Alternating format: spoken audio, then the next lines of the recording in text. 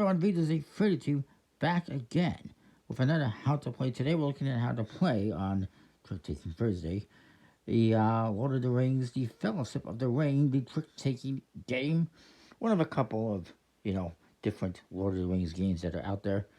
Oddly enough, they're coming out pretty recently, which is interesting because the movies obviously came out quite a while ago, so it's still a pretty popular franchise. And this is a cooperative trick taking game, cooperative quest through Middle Earth. To be honest, I've never really watched any Harry Potter, Lord of the Rings. I apologize. Don't be insulted. uh, I did watch a bit of the first movie once upon a time, but I just wasn't really into it, and I stopped. I'd like to go back to it at some point in time. Anyways, like I said, it's a cooperative trick taking game. It's from Office Dog and designed by my Office Dog and Asmodee. It's designed by Brian Bornmuller. I would be remiss if I didn't mention that Taylor Reiner, aka known for his YouTube channel, Taylor's Trick Taking Table, and also known for some other trick taking games that I've looked at on the channel before, he was involved in development of this, so thumbs up for that. Art by Elaine Ryan and Samuel Simota, and there's all sorts of other people involved, which we won't get into. It's a cooperative trick-taking game, and you get some more stuff in this little paper bag. It's all, or envelope really. It's very environmentally friendly. These are all wooden little tokens. You got star tokens here, 4 of them, and this nice big wooden one ring token, which is going to start off face with the black and white side face up, and eventually it's going to go to the colored side. Now, in here you also have separate parts here that you'll get to once you complete chapter 1. Once you complete chapter 1, you'll come here and get into chapter 2 and so forth, and this is chapter 11, or sorry, chapter 12 and up. And we won't get into that too much because, I don't want to spoil it for you, but we'll look at a couple of minor things. So, the gameplay is 1 to 4 players. I won't really get into solo mode or anything like that. But 3 or 4 players is more or less going to be played the same way, so we'll look at that. You get 4 reference cards. You also get 2 for a 2-player game. In a 2-player game, you will deal out cards for 3 players, and the third player is going to have the cards dealt face up like this. Face up and face down into a pyramid. And then more or less going to follow the same rules. So there's a slightly different setup for 2 players, but I'll leave that for you to discover. That's how we say. In the game, you have different chapters. We're going to start with chapter 1. And there's some text on here. This is all following the story of the books, which I have not read. As is here, chapter 1. When Mr. Bilbo Baggins of Bag End announced that he would shortly be celebrating his 11th birthday with a party of special magnificence, there was much talk and excitement in Hobbiton. 11th, I'm not sure what that birthday is supposed to be. Anyway, on the other side, you get some information that says which characters you're going to use and the victory condition. The victory condition in general, and it says short, is that each player is going to have a character with different objectives, i.e. different cards or tricks you need to win. And if you complete those objectives, you complete the chapter and you move on to the next chapter. The characters you're going to use in this first chapter are Frodo, the ring bearer, Bilbo, there's also Gandalf, and Pippin. And Frodo has 2 sides to him. This is the 3-player side, which is also used for solo. Also used for 2 players, and the 4-player side is actually also used for solo. In solo, from what I recall, you're going to be dealing out 4 hands with like 3 or 4 cards each hand. And then every time you play a trick, you will draw new cards and go through it like that. I'll probably do, I mean, I plan on doing solo at some point in time on the channel, so we'll leave that for now. Any cards that have an asterisk or a star next to the name, that being Frodo and Bilbo, you're going to put a star token on. Those cards must be taken in this game. So if you're playing 3 players, one person is going to be Frodo, always. And then, or at least almost always, I haven't seen any missions where Frodo's not in the game, but haven't gotten that far myself. So Frodo pretty much is always going to be used. He's the Ringbearer, he's the main character. And then other characters that have a star token also must be used. These characters are optional and may or may not be used. If you're doing 3 players, the first person is going to be, one person is going to be Frodo. It's going to be the first thing determined who is Frodo. I'll explain how that happens. The second player can then choose one of the must-take cards, or they can choose one of the other ones. Maybe they choose Gandalf. And then if it's 3 players, the third person would have to be Bilbo. One person will always have to be the mandatory characters here. And let's look at the cards as well very quickly here. Let's look at these cards first. In the deck, you get a bunch of cards with different suits. And it tells you the breakdown here. You get the Hills suit, the Mountain suit, Forest suit, and the Shadow suit, which are all numbers 1 through 8. And the rings, which are numbered 1 through 5. And so you can see each one has a different color and look to it. These are the rings. That's the 1 ring specifically. And whoever gets the 1 ring will be Frodo. And you're going to deal out the cards. Whoever gets this is Frodo. And whoever has this 1 ring can choose to win this trick. When you play this into a trick, you can choose to win it. Outside of that, it's going to be highest card of the suit led that will win it. So we can shuffle up the cards. And I'll explain some more as we go.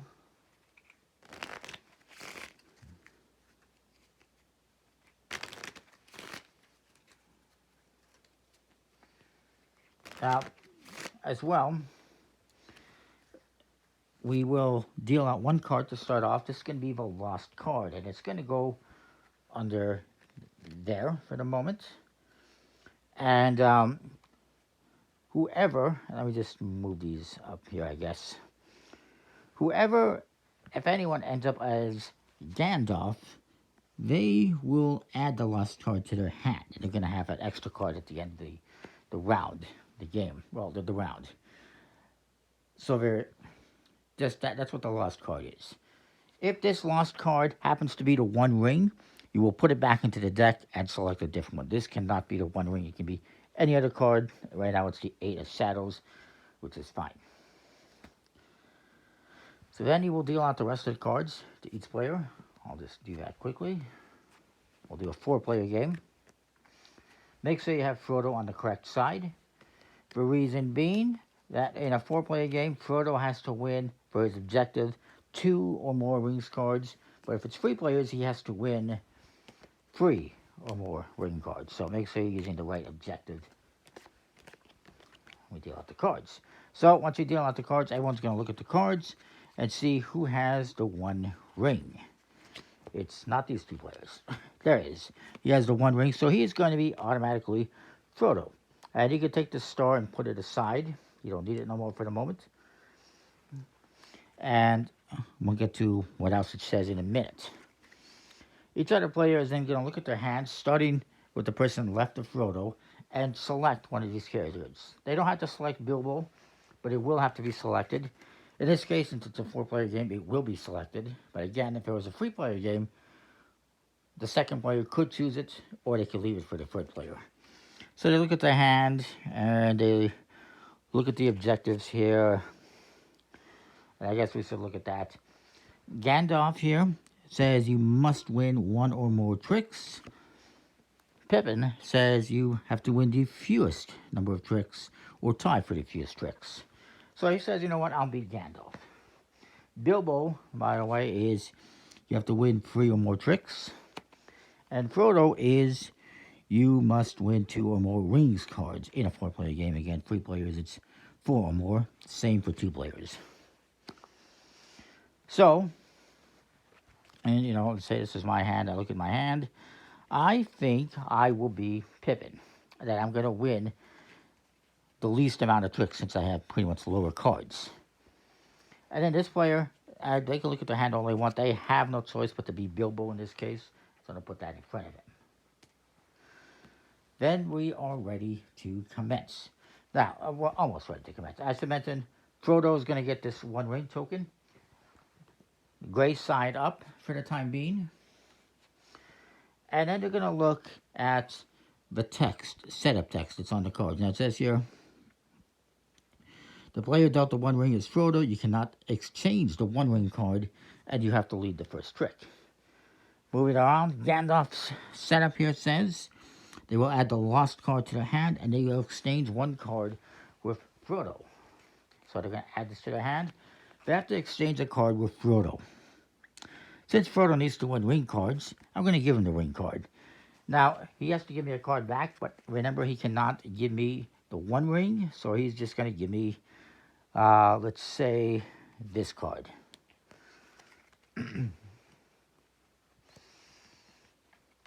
Next is Pippin, who is Pippin. He has to exchange either with Frodo, Sam, or Merry. I know what you're saying. Wait a minute. Sam and Merry, they're not in this game. No, but they will be in the next round. So, and in future rounds. So that's where that comes in. So he has to exchange a card with Frodo as well. So maybe he gives Frodo the 4 ring, because why not? And he's going to give him a card back. And Frodo's always going to take this in his hand first, and then give him a card when he exchanges with Frodo. And so he could technically give you the card that you just gave him back if he wants. And then finally we go on to Bilbo, who has no setup. Now, one thing as well I will mention, you'll see little numbers on the bottom of each card. These are used for if you want to put everything back into starting order for subsequent rounds. Anyway, then we move, once we've done all that, we move into the trick play. And I wanted to, it's been a while since I explained trick taking, so I wanted to go over that. Now, this is a must-follow game, which means 1 player leads a suit. Everyone else has to play that suit if they have it. If they don't, they can play something else.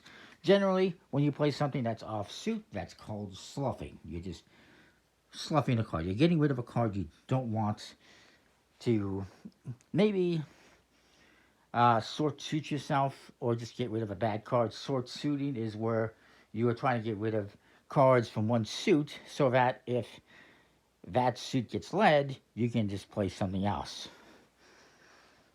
Hopefully that makes sense. Now, I will point out one thing. The ring cards cannot be led until they have been broken. While this is on the gray side, they cannot be led. A ring card can be broken by, if a player cannot follow the led suit, playing a ring card. Then, at that point, you can lead ring cards. So we cannot lead with a ring card. So maybe he plays this 6, the forest. So, again, must follow. Everyone else has to play forest if they have. If they don't, they can play something else. Now, this guy needs to win at least 1 trick, so he's going to win it by playing the 8. And I will play a 1, because that's the only one I have. And this guy will play a 3. So, highest card of the suit that was led wins the trick. And he can collect the cards and put them here. And once you complete your objective, his objective is win 1 or more tricks. He's completed that objective.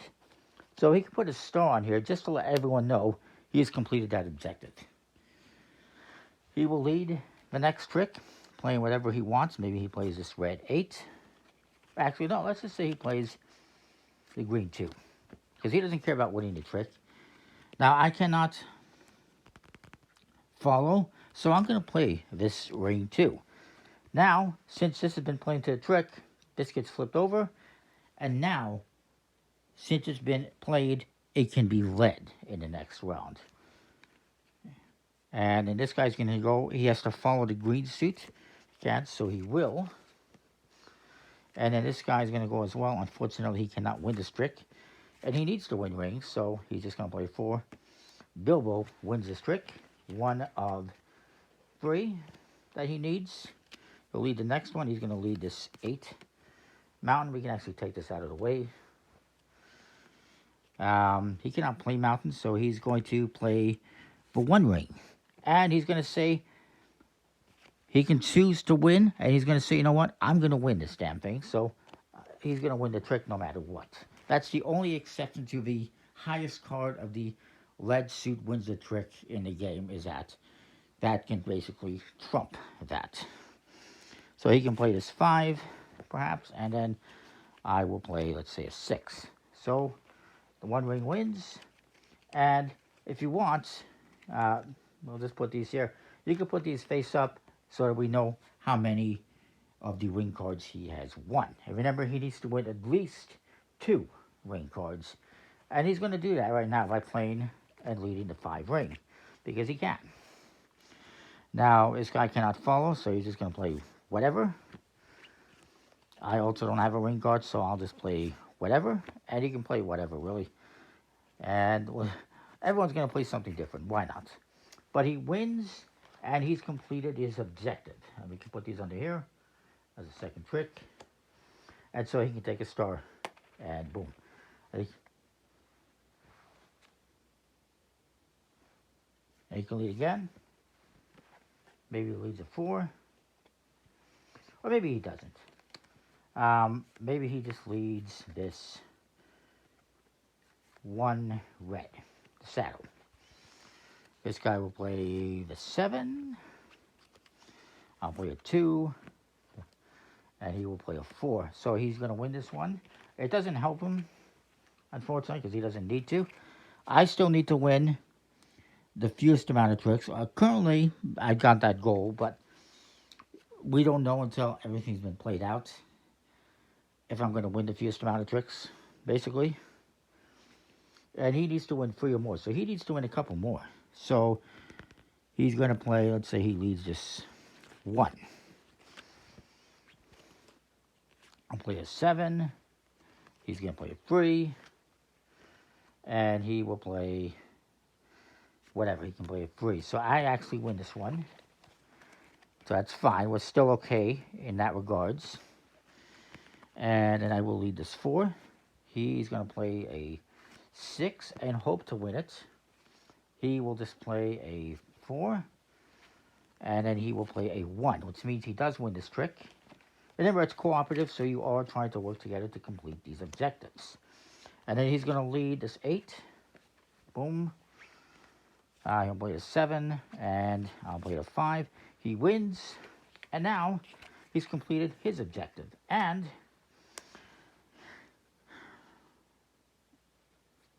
right now, we only have 1 more trick left. Even if I win this last trick, I've completed my objective, which is to win or tie for the fewest amount of tricks, which if I win will be true. If I don't win, it will be true. So we have completed the first chapter. We can move on to the next one. If you fail to meet even one of these objectives, then you have to reshuffle and redeal and do everything over again. And that's going to be the same thing for every chapter. So hopefully that covers some of the basics of trick taking and how you play the game. I do want to go over a couple more minor little things without getting into spoiling anything. So once you've completed the first objective, you're going to take all the cards, get everything ready to go again. And then you will go here to part 1, open it up, and you will pull out the chapter 2 cards. For chapter 2, you get some new flavor text, some new characters, including Sam and Mary. There they are. Sam, you have to win a specific hills card based on the value of a fret card that you draw. And you do have to draw a fret card and exchange with Frodo, Mary, or Pippin. And the other one is Mary, where you have to win 1 or 2 tricks specifically, and you must exchange with Frodo, Sam, or Pippin. What is a fret? Well, these are the frets. You have 4 cards numbered 1 to 4, which you'll shuffle up, and whoever is Sam will draw one of those. If he draws, let's say, a 2, he must win the number 2 hill card in a trick to defeat this fret. And as you go through, there will be more frets, and some are more specific and whatnot than others. One more thing I wanted to point out without spoiling too much. I won't mention, about some of the other things here, but there is one more thing I want to talk about. I can find it.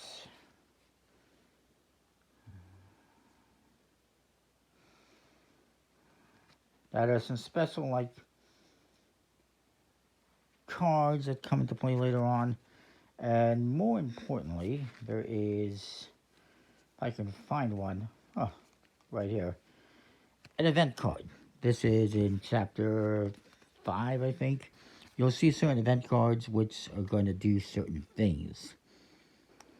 At different places, you're going to have different amounts of cards and whatnot. There are, in later rounds as well, you'll be adding, there's all sorts of new characters that are going to be coming into play, but there's also, for instance, a 9 of force that will come into play, and perhaps other ones later on. I haven't even looked at part 2 yet. But that's the game in a nutshell. It's a pretty basic trick-taking game. It is cooperative. I should point out that there is some communication limits. You cannot, when you are trying to select the characters, you cannot go, "Oh, don't take that one, I want that one," because you're kind of giving knowledge of what you might have in your hand, that you have a strong hand or a weak hand. You can also not say, "Oh, I would take that one if I was you." You can't tell people what character to take or what character to not take.